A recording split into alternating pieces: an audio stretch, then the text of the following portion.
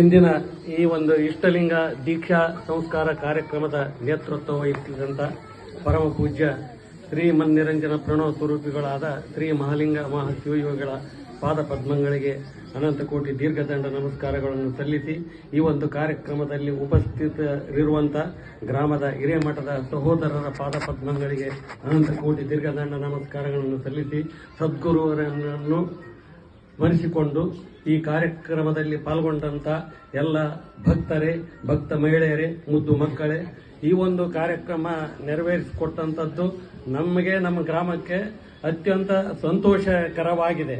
ಆದರೆ ಇದು ಕಾರ್ಯಕ್ರಮ ನಿರಂತರ ನಾವು ವೀರಶೈವರ ಅಂತ ಎದೆ ಮುಟ್ಟಿ ಹೇಳಿಕೊಳ್ಳಕ ನಾವು ಈಗಿನ ಯುವಕರು ಇವತ್ತು ಆರಂಭ ಶೂರಕರಾಗಿ ತಿರುಗಿ ಬಿಡೋದಲ್ಲ. ಇದ್ರನ್ನ ದಿನನಿತ್ಯ ತಮ್ಮ ಮನೆಯಲ್ಲಿ ಒಂದು 2 ನಿಮಿಷ ಆದ್ರೆ ಆಯ್ತಿ. ನಾವು ಇದ್ರ ಬದಲು ಮನ್ಯಾಗ ನೀರು ಹಾಕ್ಯಂತು ಮೈ ತಕೊಂತು ಮೊದಲು ಗುಡಿ ಓಡಾಡಿ ಹೋತು. ಆ ಒಂದು ಕಲ್ಲಿಗೆ ಆ ಮೂರ್ತಿ ಮೊದಲು ಒಂದು ಶಿಲ್ಪಿ ಆಗಿರ್ತದೆ. ಶಿಲ್ಪಿ ಕೈಯಾಗ ಮೂರ್ತಿ ತಯಾರಾಗಿ ಆ ಮೂರ್ತಿನ ಪ್ರತಿಷ್ಠಾಪನೆ ಮಾಡಬೇಕಾದ್ರೆ ಮೊದಲು ಜಲವಾಸ, ಧಾನ್ಯವಾಸ, ವಸ್ತ್ರವಾಸ, ಇದಾದ್ಮೇಲೆ ಪ್ರಾಣ ಪ್ರತಿಷ್ಠಾಪನೆ ಒಂದು ಗುರುವಿನ ಕಡೆ ಆದ್ಮೇಲೆ ಅದು ಮೂರ್ತಿಯಾಗಿ ಪರಿವರ್ತನೆ ಆಗಿ ಅದಕ್ಕಂತ ಶಕ್ತಿ ಬಂದೈತೆ ಅಂದ್ಮೇಲೆ ಈ ಒಂದು ಗುರು ಕೊಟ್ಟಂತ ಈ ಒಂದು ಜೀವ ಇರುವಂತ ಮನುಷ್ಯನಿಗೆ ನಮಗೆ ಎಂತ ಸಾಮರ್ಥ್ಯ ಬರುತ್ತಂಬುದು ನೀವು ಯೋಚನೆ ಮಾಡಬೇಕು. ಇದು ಒಂದು ನಿಜವಾದಂತ ಒಂದು ಜೀವನಿಗೆ ಇಷ್ಟ, ಪ್ರಾಣ, ಭಾವ ಇವು 3ರಲ್ಲಿ ಅವನೇ ಇರ್ತಾನ. ಇದ್ರ ಮೇಲೆ ನಿಷ್ಠೆ ಇಟ್ಕೊಂಡು ಅವ್ರು ಕೊಟ್ಟಂತ ಒಂದು ಪ್ರಣವ ಪಂಚಾಕ್ಷರಿ ಮಂತ್ರನ ನಿಮಗೆ ಸಾಧ್ಯವಾದಷ್ಟು ನುಡಿದಿದ್ದೇ ಆದ್ರೆ ಇದರಲ್ಲಿ ಇರ್ತಕ್ಕಂಥ ಗುಡಿಗೆ ಹೋಗೋದು ಅವಸರನ ಇಲ್ಲ. ಮೊದಲು ಇದಕ್ಕೆ ಮಹತ್ವ ಕೊಡ್ಬೇಕು. ನಾವು ಕೊಳ್ಳಲಿಂಗ ಕಟ್ಟಿಗಳ ಗೂಟಕ್ಕೆ ಹಾಕೋದು ಮೊದಲು ಹೋಗಿ ಗುಡಿಗೆ ಹೋಗಿ ಬರ್ತೀವಿ. ಅದ್ರಾಗ ಅರ್ಥ ಇಲ್ಲ. ಮೊದಲು ಇದ್ರನ್ನ ಮಾಡಿದ್ರೆ ಅದು ನಿಜವಾದ ಅರ್ಥ. ಇದು ಒಂದು ಇಂಥ ಒಂದು ಕಾರ್ಯಕ್ರಮನ ಅವ್ರು ನೆರವೇರಿಸಿಕೊಟ್ಟದಕ್ಕೆ ನಂದು ಒಂದು ದೀರ್ಘದಂಡ ಪ್ರಣಾಮಗಳು. ಇದು ನಿರಂತರ ಆಗಾಗ್ಗೆ ಅವ್ರು ಇದನ್ನ ಪರೀಕ್ಷೆನೂ ಮಾಡಬೇಕು. ತಮ್ಮ ಮಠಕ್ಕೆ ನಡ್ಕಂತ ಬರ್ತಕ್ಕಂಥವ್ರು ಭಕ್ತರೇನು ಇದಾರಲ್ಲ ಅದಕ್ಕೆ ನಾವು ಸ್ವಾಮಿಯರಲ್ಲಿ ಇದು ಒಂದು ವಿಶೇಷ ವಿಜ್ಞಾಪನೆ. ಅವ್ರಿಗೆ ಅಲ್ಲಿ ಬಂದಲ್ಲಿ ನೀವು ಧರಿದ್ರಪ್ಪ, ಇದು ಇರ್ಲಿಕ್ಕೆ ಪಾದ ಇಲ್ಲ, ಭಸ್ಮ ಧರಿಸ್ರಿ, ಅದಕ್ಕೆ ಮಹತ್ವ ಕೊಡು, ಇಲ್ಲಕ್ಕೆ ನನ್ನ ಪಾದ ಇಲ್ಲ ಅಂತ ನಿಷ್ಠುರಾಗಿ ಹೇಳ್ಬೇಕಂತ ನನ್ನ ಒಂದು ವೈಯಕ್ತಿಕ. ಇದು ನೇರವಾಗಿ ತಮಗೆ ತೊಂದರೆ ಆಗಬಹುದು, ಆದ್ರೆ ಆ ನಿಷ್ಠೆ ಇದ್ರೆ ಅಲ್ಲಿ ಬಗ್ತಾನೆ. ನಾವು ಇಲ್ಲಿ ಏನಾಗಿದ್ದೇವೆ ಅಂದ್ರೆ ಊರ ಒಂದು 8 ಅಂಗಡಿ ಆಗ್ಯಾವ, ಸರಾಯಿ ಅಂಗಡಿ. ಆದ್ರೆ ನಾವೇ ಗಿರಾಕಿ ಜಾಸ್ತಿ ಆಗಿವಿ ನಮ್ಮ ಮನೆಗೊಳಗ. ಇದು ಇವತ್ತು ಯುವ ಪೀಳಿಗೆ ಯಾವತ್ತ ಇದ್ರನ್ನ ನಿಷ್ಠುರವಾಗಿ ಯಾರು ಹೇಳಲಾರ್ದದಕ್ಕನೆ ನಾವು ಇಂದು ಬಂದೀವಿ. ಈಗ ಇವ್ರು ಮಠದವರು ಇದಾರೆ, ಇವ್ರು ಶಿಶು ಮಕ್ಕಳು ಇದಾರ. ನಾವು ಇವ್ದು ವಿಜ್ಞಾಪನೆ ಅವರಿಗೆಲ್ಲೇನ ತಮ್ಮ ಶಿಶು ಮಕ್ಕಳಿಗೆ ಇದ್ರನ್ನ ಹೇಳ್ಬೇಕು. ಇವತ್ತು ಏನಂದ್ರ ನಾವೇ ಆಗಿಬಿಟ್ಟಿವಿ ಆ ಅಂಗಡಿಗಳಿಗೆ ಗಿರಾಕಿ. ಇವತ್ತು ಪ್ರಮಾಣ ಮಾಡ್ರಿ, ಇದ್ರನ್ನ ಬುಡಮ್ಮ. ಇದಕ್ಕೆ ಎಷ್ಟು ಖರ್ಚಾಗ್ತ? ನಾವು ಹೋಗಿ ಒಂದು ಇಂಥ ಒಂದು ತಾಮಿಕರಿಗೆ ಇಲ್ಲಿ ನಮ್ಮ ಪುಣ್ಯಕ್ಕೆ ಇಲ್ಲಿ 8 ಕಿಲೋಮೀಟರ್ಗೆ ಒಂದು ಮಠ ಇದೆ. ಸಾಕ್ತಾ ಶಿವನ ಸ್ವರೂಪೇ ಅವ್ರ ಚನ್ನಬಸವ ಶಿವಯೋಗಿಗಳು.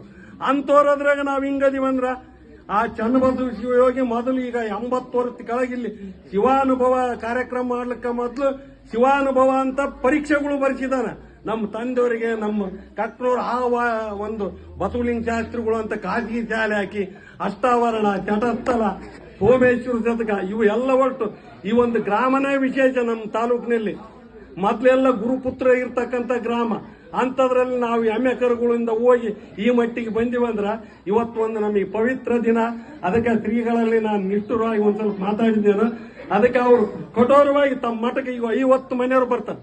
ಅವರಿಗೆ ನಿಷ್ಠುರವಾಗಿ ಹೇಳ್ರಿ, ಅವಾಗ ತಾನೇ ಬರ್ತಾ.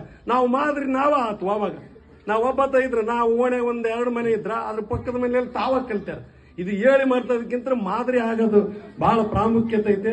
ಅದಕ್ಕೆ ನನ್ನ ಮಾತಿನಲ್ಲಿ ಏನಾನ ಒಂದು ಸ್ವಲ್ಪ ನಿಷ್ಠುರ ಮಾತುಗಳಿದ್ರೆ ಕ್ಷಮಿಸ್ಬೇಕಂತ ಹೇಳಿ ತಮ್ಮ ಆಶೀರ್ವಾದ ನಮ್ಮಲ್ಲಿ ಇರ್ಬೇಕಂತ ಅವ್ರ ಪಾದಕ್ಕೆ ನಾನು ಅರ್ಪಣೆ ಮಾಡ್ತೇನೆ. ಈ ನಿಷ್ಠುರ ಮಾತು ಕೇಳಕ್ಕಾಗೆ ನಾವಿಲ್ಲಿ ಬಂದಿದ್ದು.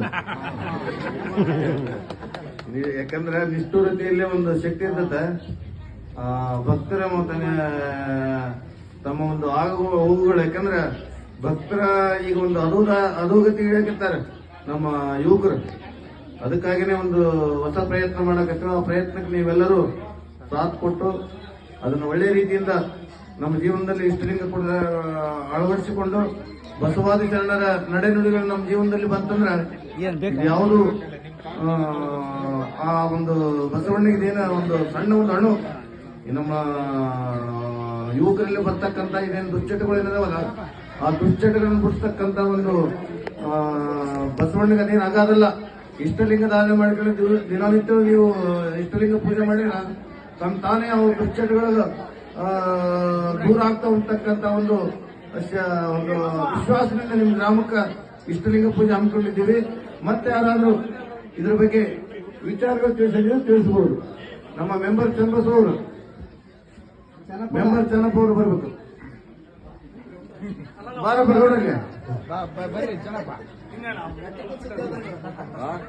ಊರಿನ ಹಿರಿಯ ಮಠದ ಪೂಜ್ಯರಲ್ಲಿ ನಂದು ವಿನಂತಿ ಏನಂದ್ರೆ ಈಗಾಗಲೇ ಅಣ್ಣ ಹೇಳಿದಂಗೆ ಈ ಸಲ ಯಾರ ಮನೆಗಾದ್ರೆ ಕರೆದ್ರೆ ಅವ್ರ ಕೊಳ್ಳ ಲಿಂಗ ಐತಿಲ್ಲ ಅಂತ ಚೆಕ್ ಮಾಡಿ ಅವ್ರ ಮನೆ ಪ್ರಸಾದ ಮಾಡಿ. ಹೊಳಿಗಳ ಮನೆಯಲ್ಲಿ ಪ್ರಸಾದ